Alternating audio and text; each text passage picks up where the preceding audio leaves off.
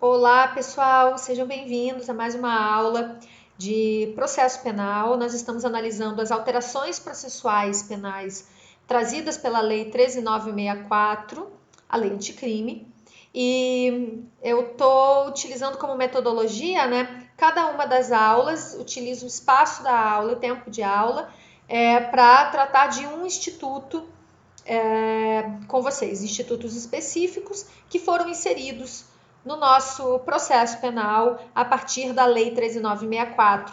Sempre chamando a atenção de vocês para identificarem quais institutos e quais artigos trazidos por essa Lei 13.964 estão plenamente em vigor e quais estão suspensos por força da decisão liminar proferida pelo ministro Luiz Fux em janeiro desse ano, no bojo daquelas ADIs, tá?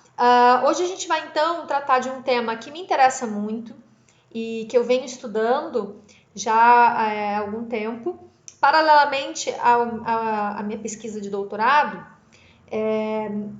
eu estudava paralelamente a questão da prova penal, especialmente porque durante o doutorado eu fiz uma disciplina, cursei uma disciplina no Rio de Janeiro, então na Faculdade Nacional de Direito da UFRJ, com o professor Geraldo Prado. E foi muito enriquecedor aquele semestre que eu fiquei lá, porque o professor Geraldo Prado propôs muitas discussões no campo da prova penal, no campo epistêmico da prova, levando em consideração que dentro do processo penal esse talvez seja um dos temas mais importantes, porque eu sempre digo para vocês, quando nós temos uma acusação formulada e a hipótese fática da acusação precisa ser comprovada ao longo do processo, para que o juiz possa decidir sobre esses fatos e essa decisão possa ser a mais racional possível, a mais justa possível, isso depende de um bom conteúdo probatório trazido ao processo.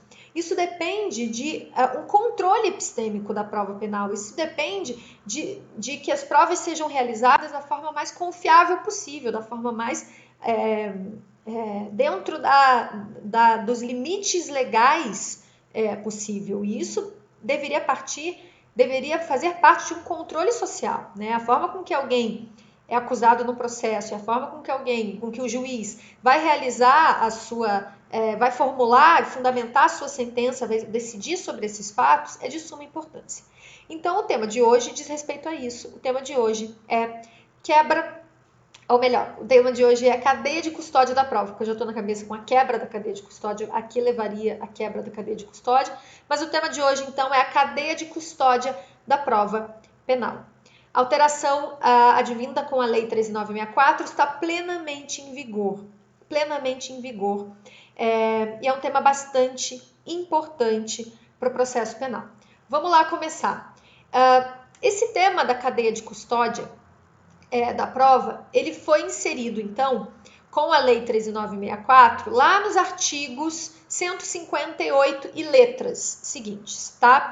O artigo 158, caput, ele já existia, e ele existe dentro do capítulo 2 do CPP, que era intitulado do exame do corpo de delito e das perícias em geral. Ou seja, era um capítulo 158, artigo 158 e seguintes, era inserido em um capítulo que tratava das provas periciais, do exame de corpo de delito, que é uma das provas em espécie que a gente aprende lá no processo penal. Então, quando vocês estão estudando as provas em espécie do processo penal, primeiro a gente tem aula de teoria geral da prova, para entender questões de convencimento do juiz, de estándar probatório, de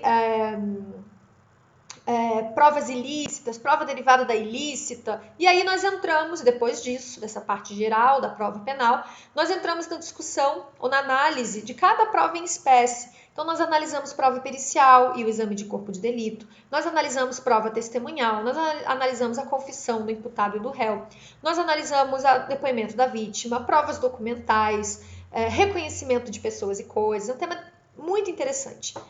Acontece que pensando que no Brasil muitas condenações se dão com base em prova pericial, e não só isso, mas se dá muita e fundamental importância e valoração quase absoluta à prova pericial, o descuido com que durante anos se tratou a prova pericial, o exame de corpo de delito, né, as perícias em geral, sempre foi um assunto muito delicado no campo do processo penal e realmente muito descuidado. Então, já há alguns anos, já há algum tempo, há um cuidado maior com esse tema, e aqui eu não poderia deixar de citar o professor Geraldo Prado, que há algum tempo já vem se dedicando, né, a esse tema das provas, do controle epistêmico da prova penal. Inclusive, o meu campo de pesquisa, que não é exatamente esse, né, mas que durante o meu doutorado eu acabo me debruçando sobre esse tema, porque eu fico 6 meses lá fazendo uma disciplina no Rio de Janeiro durante o doutorado com o professor Geraldo Prado. Isso foi muito interessante, é um tema que me toca bastante e que de alguma forma atravessa também os meus estudos, tá? Então, só para dizer, assim, essa parte introdutória, como é importante o tema da cadeia de custódia da prova e como é um tema muitíssimo interessante. Então, a gente tinha lá do exame do corpo de delito e das perícias em geral. Tá? Agora, com a Lei 13.964, passa a vigorar do exame do corpo de delito, da cadeia de custódia e das perícias em geral. E foram inseridos artigos, em forma de letras, 158, A, B, C, que já estão plenamente em vigor, não estão suspensos, não foram suspensos pela decisão do ministro Luiz Fux. O que a gente tem basicamente, então, é a inserção no código de algo que já vinha sendo, como eu disse para vocês, tratado como fundamental pela doutrina mais crítica e pela jurisprudência também mais progressista, que é a importância epistemológica da cadeia de custódia da prova. E aqui faço um parênteses, né? É importante a gente também lembrar que antes dessa previsão legal, a cadeia de custódia ela era regulada já por normas infralegais, como, por exemplo, a portaria número 8 da Secretaria Nacional de Segurança Pública, né, do Ministério da Justiça. Então, havia, de alguma forma, essa previsão. Mas, como eu disse para vocês, qual é a importância de terem sido inseridos esses artigos novos, dando uma importância agora, né, legislativa no campo do Código de Processo Penal, à cadeia de custódia da prova? Gente, as provas periciais hoje, elas têm um lugar bem destacado e relevante dentro do processo criminal, né? Porque os resultados delas são considerados com um alto grau de confiança, tanto pelo senso comum quanto pelas autoridades públicas. O que pode acarretar, né, especialmente diante da ausência de uma perspectiva crítica racional, o que pode acarretar problemas, principalmente por parte dos julgadores. Por quê? Porque há uma falta de controle da validade e da confiabilidade dessas provas e, por consequência, há uma falta de controle e confiabilidade no ingresso dessas provas no processo, de dados incorretos ou exagerados, que podem conduzir, como conduzem, ao aumento do risco de erro nas decisões judiciais. Nós não podemos perder de vista que a prova pericial realizada por um perito é realizada por um perito. E o perito é um ser humano, falível, portanto, né? Então, pensando a partir do aspecto da importância de se verificar, né, uma confiabilidade na cadeia de custódia da prova, do início ao fim dela, da sua origem até o seu descarte, nós não podemos nunca perder de vista que há duas grandes tarefas no processo penal quando se fala em controle da cadeia de custódia da prova. E não só na cadeia de custódia da prova, como nas provas penais em geral. E a primeira deve haver um interesse, né, em se reduzir o cômputo total de erros, para que a maior parte das decisões sejam decisões acertadas. Então, a gente pensa aqui a partir da lógica da redução de danos no processo penal, e isso passa por tratar o tema da prova penal a partir de critérios rigorosos de confiabilidade, tá? Só que a gente também tem que pensar que há uma segunda grande tarefa no processo penal, que é que haja uma distribuição desses erros. Ou seja, no processo penal nós devemos estar mais preocupados com um tipo de erro do que com outro. Tá? Existem dois tipos de erro no processo penal: condenação de inocentes e absolvição de culpados. Um desses erros nós devemos radicalmente nos comprometer em evitar ao máximo, que é a condenação de inocentes. E nós só conseguimos dificultar a condenação de inocentes quando nós conseguimos dificultar as condenações em geral. Não tem como diminuir a condenação de inocentes sem calibrar, né, o sistema jurídico como um todo.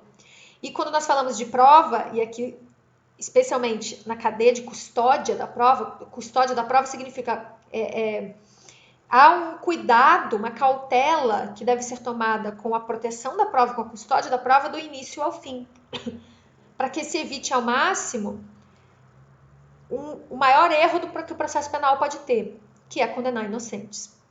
Então, muito atento a essa nova realidade, né, que se impõe no processo penal democrático, o legislador incluiu o programa da cadeia de custódia da prova no Código de Processo Penal, criando normas procedimentais para registrar, para rastrear, para controlar todo o caminho do vestígio objeto da prova, além de determinar a estruturação de organizações responsáveis pelo tratamento e preservação da prova, para aumentar a qualidade e, por conseguinte, a confiabilidade nela. Tá? E que isso possa repercutir em decisões judiciais mais acertadas. Qual que é a premissa teórica, então, da cadeia de custódia da prova? É falibilidade humana. O perito, quem realiza a prova pericial, ou quaisquer outros tipos de prova, né, o processo é engendrado por seres humanos. E seres humanos são falíveis. Então, a premissa teórica da cadeia de custódia da prova é a falibilidade humana e também a falibilidade da ciência no manejo da hipótese fática da acusação. Né? É o julgador, é o juiz a quem são dirigidas essas provas, aptas a sustentar uma decisão sobre os fatos. E o juiz toma a sua decisão através do conhecimento que ele tem dessas provas que ele recebe, que lhe são entregues. Né? Então, um controle epistêmico da prova é de suma importância. Mas, tecnicamente, né, vamos fazer uma análise, então, desses artigos que foram inseridos, né, no Código de Processo Penal, a partir daquelas letras todas que foram inseridas ao artigo 158 do CPP. Resumidamente, se nós tivéssemos que dar um conceito de cadeia de custódia da prova, cadeia de custódia da prova é um procedimento contínuo, documentado, para demonstrar a autenticidade das provas. Então, é esse compromisso epistemológico, epistêmico, em manter o material colhido com mais força, com mais credibilidade, com maior qualidade probatória. O objetivo da inserção dessa disciplina no CPP foi, então, promover uma produção probatória que comprove ou não as proposições fáticas trazidas, né, pelas partes, especialmente pela acusação, com maior exatidão, com maior confiança, confiabilidade, diminuindo, portanto, o risco de um inocente ser condenado. E aí, o CPP traz uma conceituação, uma definição legal sobre o que ele considera cadeia de custódia da prova. Isso está no artigo 158A, caput, do CPP. Então, o CPP vai dizer lá, cadeia de custódia da prova é o conjunto de todos os procedimentos utilizados para manter e documentar a história cronológica do vestígio coletado em locais ou em vítimas de crimes, para rastrear sua posse e manuseio a partir do seu reconhecimento até o descarte.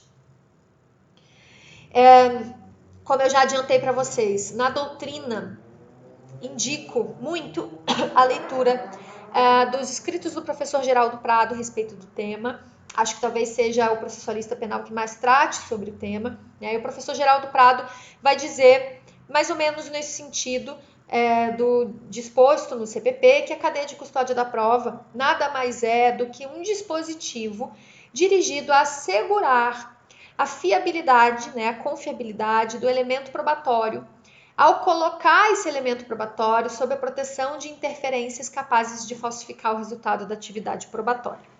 Esse conceito está disposto num livro escrito pelo professor Geraldo Prado, que foi fruto do parecer que ele deu por ocasião de um julgamento, talvez o mais conhecido e mais famoso, tratando do tema da cadeia de custódia da prova, que foi o julgamento do HC 160662, HC habeas corpus 160662, na sexta turma que aconteceu esse julgamento do STJ. Sexta turma do STJ. Inclusive, acho que foi a sexta turma que semana passada, né, recentemente, concedeu aquele habeas corpus coletivo, uma decisão muito importante, muito corajosa, porque totalmente de acordo com a Constituição Federal, né? Enfim, a sexta turma, agora quis fazer esse parênteses, semana passada concedeu esse habeas corpus coletivo, dizendo que condenados por tráfico privilegiado podem iniciar seu cumprimento de pena em regime aberto, né, em total acordo com a Constituição Federal, com a leitura da letra da Lei de Execuções Penais e jurisprudência do STF, que já dizem há algum tempo que tráfico privilegiado não é crime hediondo e, portanto, pode iniciar em regime aberto. Enfim, essa sexta turma do STJ, no tema da cadeia de custódia da prova, então, nesse habeas corpus 160662, reconhece, naquele caso, que houve quebra da cadeia de custódia da prova antes de entrar em vigor esses artigos provenientes da lei anticrime. Ou seja, já estou aqui confirmando com vocês que já havia um cuidado há algum tempo com a cadeia de custódia da prova, com o controle da cadeia de custódia da prova no processo penal.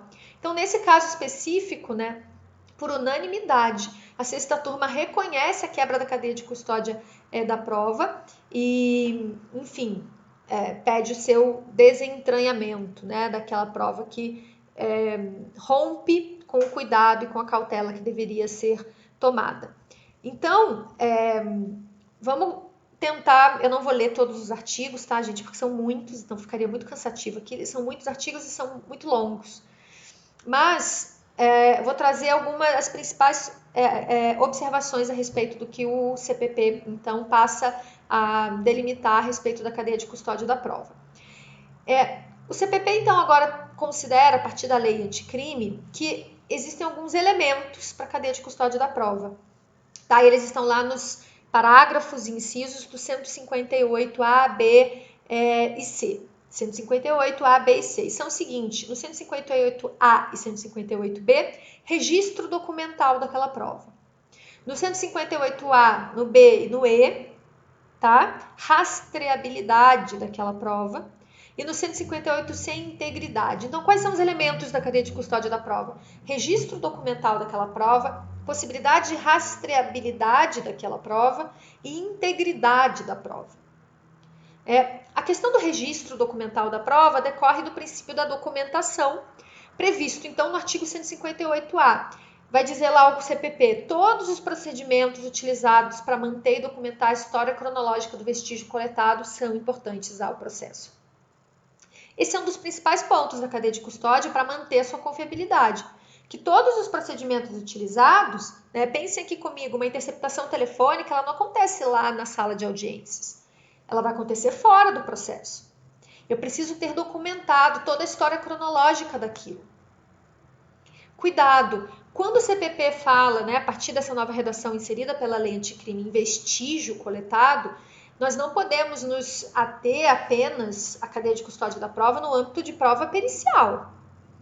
Todo tipo de prova precisa, a partir de agora, de um rigoroso controle desde da sua origem, documentada cronologicamente até o seu descarte, tá? Então, esse é o primeiro elemento, né? Uma documentação cronológica, uma rastreabilidade, já partindo para o segundo elemento, rastreabilidade, permitindo que possam ser refeitos todos os passos da cadeia custódia. Não exatamente refeitos na prática, tá? Entendam esse possam ser refeitos no sentido de que possam ser recuperados epistemologicamente, possam ser identificadas todas as pessoas que tiveram acesso, né, a esse meio de prova, que participaram da sua construção e da sua produção, e que possam ser verificadas eventuais quebras nesse sentido. E, por fim, a integridade da prova, que é outro elemento de suma importância, que vai garantir que não houve alteração daquele meio de prova. E é exatamente nesse ponto que o STJ já havia decidido no habeas corpus que eu referi a vocês. E, repito, antes mesmo dessa nova lei, né, e de forma bastante inédita e, portanto, corajosa, sobre a cadeia de custódia da prova, envolvendo elementos de prova obtida por meio eletrônico. Então, era uma interceptação telefônica. Vou ler uma parte da decisão, tá, proferida nesse habeas corpus, que diz assim: apesar de ter sido franqueado o acesso aos autos, parte das provas obtidas a partir da interceptação telemática foi extraviada, ainda na polícia, e o conteúdo dos áudios telefônicos não foi disponibilizado da forma como captado, havendo descontinuidade nas conversas e na sua ordem, com omissão de alguns áudios. A prova produzida durante a interceptação não pode servir, disse o STJ, apenas aos interesses do órgão acusador, sendo imprescindível a preservação da sua integralidade, sem a qual se mostra inviabilizado o exercício da ampla defesa, tendo em vista a impossibilidade da efetiva refutação da tese acusatória, dada a perda da unidade da prova. Mostra-se lesiva ao direito à prova, corolário da ampla defesa do contraditório, constitucionalmente assegurados, a ausência da salvaguarda da integralidade do material colhido na investigação, repercutindo no próprio dever de garantia de paridade de armas das partes adversas. Lindíssimo voto, lindíssima decisão. Tá? Gente, façam a leitura, então, desses artigos e desses incisos, né, que foram inseridos pela lei anticrime, para tratarem da cadeia de custódia da prova. Eu só queria, para terminar, dizer o seguinte, que há uma omissão da lei 13.964 em dizer exatamente quais as consequências quando há quebra da cadeia de custódia da prova. No início do ano, eu dei uma palestra sobre cadeia de custódia da prova na Defensoria Pública de São Paulo, e naquela ocasião, tinha acabado de entrar em vigor a lei anticrime, naquela ocasião, analisando e pesquisando esse tema, eu defendi que qualquer quebra na cadeia de custódia da prova deveria levar ao reconhecimento da ilicitude daquela prova, e, portanto, da sua nulidade, portanto, da impossibilidade de ser utilizada no processo e, portanto, necessidade do seu desentranhamento. Tá? E aqui a gente se conecta com a aula anterior, da semana passada, em que a gente trata, né, da prova ilícita no processo, do fato de que o juiz não pode decidir quando ele teve contato com a prova ilícita, mesmo quando ela é desentranhada, retirada do processo. Mas, confesso para vocês que, nesse momento, por conta dessa omissão e por também dessa omissão no CPP em dizer qual a consequência prática, né, e jurídica da quebra da cadeia de custódia da prova. Toda a prova vai ser inutilizada, parte dela é nula, não é? Venho analisando algumas decisões no âmbito da América Latina, né? Existem outros países, como por exemplo a Colômbia, que trata essa questão da cadeia de custódia da prova. Em alguns julgados mesmo na Colômbia, se reconhece a nulidade dessa prova, da prova inteira, em outras decisões não. Então, é um tema, enfim, relativamente novo, e eu então proponho aí que a gente possa, na próxima live, discutir um pouco sobre essas consequências na quebra da cadeia de custódia, tendo em vista a omissão do legislador em inserir isso na lei e, portanto, no CPP. Tá bom? Então, por hoje seria isso, e a gente se vê na próxima aula. Tchau, tchau, gente!